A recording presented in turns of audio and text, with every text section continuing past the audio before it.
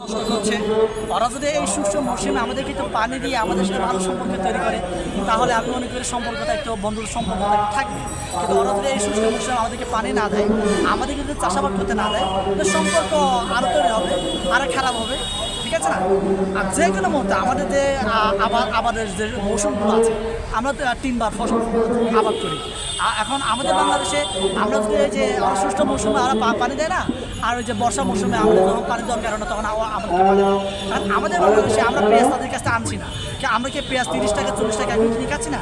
কারণ ওরা আমাদের বাংলাদেশের আমাদের বাংলাদেশের যে কৃষিখাতকে নষ্ট করছে, যাতে করে আমরা তাদের মুখাপেক্ষি হয়ে থাকি। এক কথায়, যাতে করে আমাদের পেঁয়াজ যখন নষ্ট হয়ে যাবে, তখন ওদের কাছ থেকে নিয়ে আসতে হবে। কারণ ওদের পেঁয়াজ যখন আমরা আনছি না, ওদের দেশের সব কৃষকগুলো হা করছে।